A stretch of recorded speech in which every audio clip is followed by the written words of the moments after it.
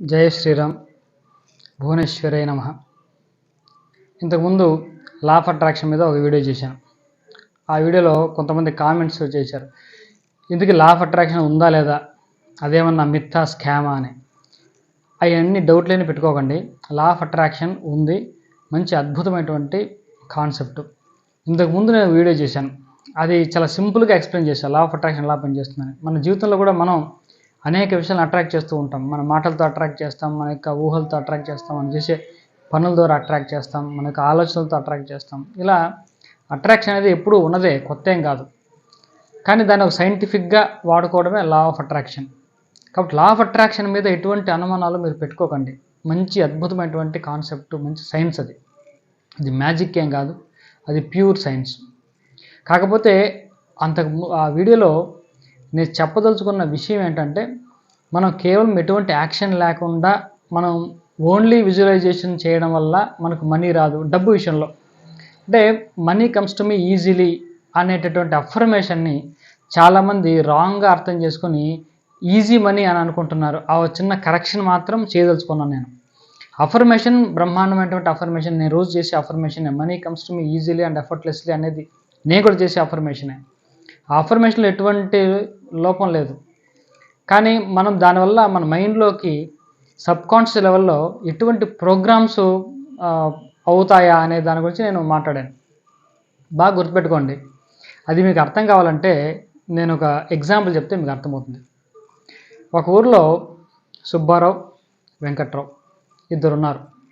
ఈ ఇద్దరు కూడా వాళ్ళ ఇండ్లు మంచినీటి కాలువకి 1 కిలోమీటర్ దూరంలో ఉంది. ప్రతిరోజు కూడా వీళ్ళకి ఎంత నీళ్ళు అయితే అవసరమో వాటిని బకెట్ కానీ లేకుంటే బిందె కానీ తీసుకొని నడుచుకొని వెళ్ళి ప్రతిరోజు ఆ బకెట్లో బిందెలో నీళ్ళు తెచ్చుకోవాలి. 10 బిందెలు అవసరం అనుకోండి, ఆ 10 బిందెల నీళ్ళు వాళ్ళు తెచ్చుకోవాల్సిందే. ప్రతిరోజు చేసుకోవాలి పని.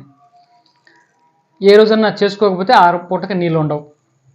ప్రతిరోజు చాలా కష్టపడుతున్నారు. ఇంచుమించు 2-3 గంటలు నీళ్ళు తెచ్చుకోవడంలో సుబ్బారావు, వెంకట్రావు ఇద్దరు కష్టపడుతున్నారు.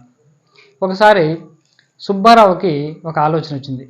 ఏమిటంటే, రోజు ఈ పని చేయాలంటే ఎంత కష్టం, ప్రత్యేకంగా ఒక మనిషి ఉండాలి కదా అని చెప్పి ఒక పైప్ లైన్ ఒకటి వేద్దాము అన్న ఆలోచన సుబ్బారావు వచ్చింది. అప్పుడు సుబ్బారావు ఏం చేశాడంటే, ఒక మోటరు, ఒక పంపు, కొన్ని పైప్స్ కొని కొంతమంది లేబర్ని పెట్టి అండర్ గ్రౌండ్ తవ్వి అక్కడ చిన్న పైప్ లైన్ ఒకటేసి పవర్ కనెక్షన్ ఇచ్చి ఇంటి దగ్గర కూర్చొని బటన్ నొక్కాడు. బటన్ నొక్కి ట్యాప్ తిప్పితే ఎంత నీళ్ళు కావాలంటే అంత నీళ్ళు ఇంట్లోకి వస్తుంది. తొట్టి అంతా నిండిపోతుంది. ఆపేసుకుంటే ఆగిపోద్ది. కానీ వెంకట్రావు పరిస్థితి ఏంటి? రోజు వెళ్ళాల్సిందే, ఆ కాలం వరకు వెళ్ళాల్సిందే, బిందెలో బకెట్లో తీసుకొచ్చి పోసుకోవాల్సిందే. ఒకరోజు వెళ్ళకపోయినా ఏం రాదు. కానీ సుబ్బారావు పరిస్థితి ఏమైంది? ఇప్పుడు ఫ్యాన్ కింద కూర్చొని హాయిగా కూర్చొని స్విచ్ నొక్కితే నీళ్ళు వచ్చి ఇంట్లో పడుతున్నాయి. ఇది ఈజీగా వస్తుందా లేదా? ఇప్పుడు ఈజీగా వస్తుంది, అందులో సందేహమే లేదు. సుబ్బారావుకు నీళ్ళు చాలా ఈజీగా వస్తుంది, వెంకట్రావుకు నీళ్ళు చాలా కష్టంతో తెచ్చుకోవాలి.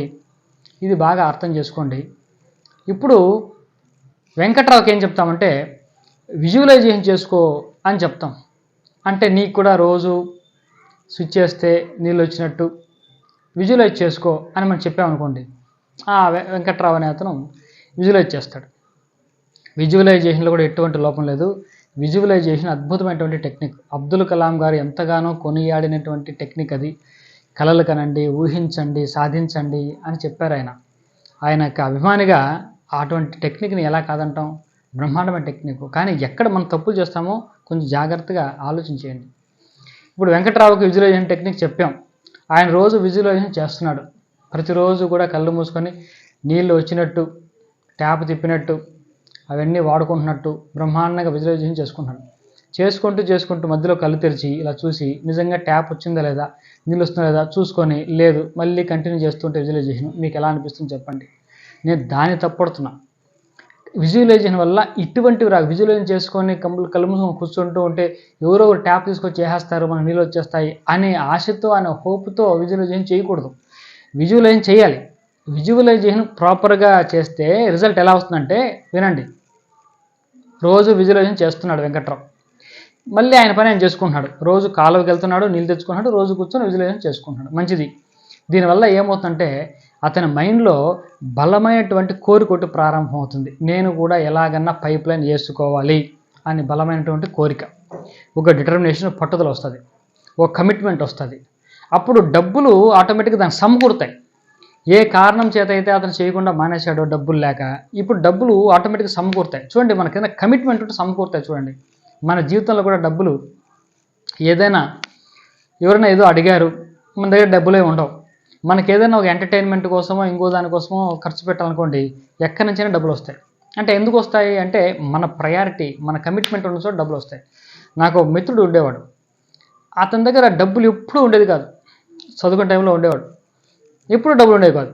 కానీ సిగరెట్లకు మాత్రం ఎప్పుడు డబ్బులు ఉంటాయి. సిగరెట్ ప్యాకెట్ మాత్రం ఎప్పుడు జోబులో ఉంటుంది. సిగరెట్కి ఎప్పుడు డబ్బులు ఉంటాయి. సిగరెట్కి డబ్బులు లేదన్న ప్రశ్న ఎప్పుడు జీవితంలో లేదు. దానికి మాత్రం డబ్బులు ఎలా వస్తాయి? అవసరమైతే అతను ఒక పూట టిఫిన్ చేయడం, భోంచేయడం మానేస్తాడు. మానేస్తే 3 సిగరెట్లు వస్తాయి కదా, 3 సిగరెట్లు కొనుక్కొని జోలో పెట్టుకుంటాడు. అది అంటే కమిట్మెంట్ ఎలా ఉంది ఇప్పుడు అంటే అది టాప్ ప్రయారిటీగా మారింది. కాబట్టి దానికి డబ్బులు లేకపోయే ప్రశ్న ఉండదు. మిగిలిన అన్నిటికీ డబ్బులు లేని సమస్య ఉంటుంది.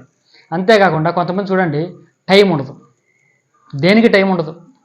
ఏదైనా చేద్దామంటే, ఏదైనా ఒక డెవలప్మెంట్ ప్రోగ్రామ్ చేద్దామంటే టైం ఉండదు. మిగతా వాటి అన్నిటికీ టైం ఉంటుంది. టైం ఉండదు అన్నామంటే ఆ విషయంలో నీకు కమిట్మెంట్ లేదు, నీకు ఇంట్రెస్ట్ లేదు అని అర్థం.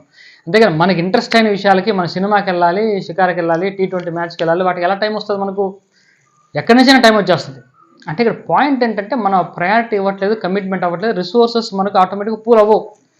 ఇది విజువలైజేషన్ ఏం చేస్తుందంటే ఈ విధంగా డిటర్మినేషన్ వచ్చినప్పుడు, ఒక మంచి పట్టుదల వచ్చినప్పుడు ఆటోమేటిక్గా మనకు రిసోర్స్, డబ్బులు పూల్ అవుతాయి. అప్పుడు మన సబ్కాన్షియస్ మైండ్ ఎక్కడో ఆ పైపుల యొక్క షాపు, ఆ మోటార్ షాప్ని మన దృష్టికి తీసుకొస్తుంది. లక్కీగా ఏదైనా ఆఫర్లు ఏమైనా ఉంటే అది మన దృష్టిలో పడేలా చేస్తుంది. ఎన్ని రకాలుగా చేయాలో అన్ని రకాలుగా చేసి మనం ఆ పైప్ లైన్ వేసుకునేలా చేస్తుంది. ఇక్కడ నాకు చెప్పదలుచుకుంది ఏంటంటే పైప్ లైన్ మనమే వేస్తాం, వేరే ఎవరు వేరు, మనమే వేసుకుంటాం, మనమే దాన్ని ఎంజాయ్ చేస్తాం అనేది పాయింట్. నేను ఈ పాయింట్ చెప్పినప్పుడు చాలామంది కామెంట్లో కూడా, ఇంతకు ముందు వీడియోలో కూడా ఈ ప్రశ్న వచ్చింది. నాకు సరిగ్గా అర్థం కాలేదు, నాకు ఎలా ఆన్సర్ చేయాలను. ఇప్పుడు నాకు అర్థమైంది. ఆ ప్రశ్న ఏంటంటే, మేము పని చేస్తేనే వచ్చే పని అయితే మీరంతా ఎందుకు, ఈ సబ్జెక్ట్ ఎందుకు అని దాని అర్థం. ఈ ప్రశ్న నాకు దాన్ని ఎలా ఆన్సర్ చేయాలో అర్థమయ్యేది కాదు. ఇప్పుడు నాకు అర్థమైంది. అంటే వాళ్ళ ఉద్దేశం నాకు అర్థమైంది కాబట్టి నేను సమాధానం చెప్తున్నాను. అంటే మేము పని చేస్తున్నాం కదండి, పని చేస్తున్నప్పుడు మళ్ళీ ఈ సబ్జెక్ట్తో మాకు పని ఏముందని నేను పాజిటివ్గా అర్థం చేసుకున్నాను ఆ ప్రశ్నని. కానీ దానికి సమాధానం చెప్తాను వినండి. మీరు పని చేసినంత మాత్రాన ఫలితం రావాలని లేదు. బాగా గుర్తుపెట్టుకోవాలి ఈ విషయం. చాలామంది పని చేస్తున్నారు, మీరు కూడా చాలా విషయాలు పని చేసే ఉండొచ్చు. పని చేసినప్పుడంతా ఫలితం మీకు వచ్చిందా చెప్పండి? నేను కూడా చాలా పని చేశాను, పని చేయడం నాకు ఫలితం రాలేదు. ఎప్పుడైతే లా ఆఫ్ అట్రాక్షన్, విజువలైజేషన్ ఒక ప్రాపర్ ఒక ఆర్డర్లోకి, ఈ ఫీల్డ్లోకి, ఒక లవ్, హ్యాపీనెస్, జాయ్, ఇటువంటి అఫర్మేషన్లు ఎప్పుడైతే మనం స్టార్ట్ చేసామో అప్పుడు మన పనులను చాలా తేలిగ్గా అవుతున్నాయి, అవ్వడం మనం గమనిస్తాం. కాబట్టి పని చేసినంత మాత్రాన మనకు ఫలితం వస్తుందని మీరు అనుకోకండి. ఎందుకు రావు అంటే కారణం చెప్తాను వినండి. మన యొక్క ఆలోచనలు, మన యొక్క ఫీలింగ్స్, మన యొక్క బిలీఫ్స్, మన యొక్క చేతలు అంటే పనులు, ఇవన్నీ కూడా ప్రాపర్ అలైన్మెంట్లో ఉన్నప్పుడే మనకు రిజల్ట్ వస్తుంది. కొంతమంది పని మాత్రం చేస్తూ ఉంటారు, కానీ దానికి సంబంధించినటువంటి ఆలోచనలు ఉండవు, నమ్మకాలు ఉండవు. కొంతమంది సేల్స్ పీపుల్ బాగా కష్టపడుతూ ఉంటారు, టార్గెట్ కోసం కష్టపడుతూ ఉంటారు. ఆ పనిలో వాళ్ళకి పెద్ద ఎంజాయ్మెంట్ ఏమి ఉండదు. అంటే ఆ పని పట్ల వాళ్ళకు పాజిటివ్ దృక్పథం ఏమి ఉండదు, దాన్ని పెద్దగా విశ్వసించరు.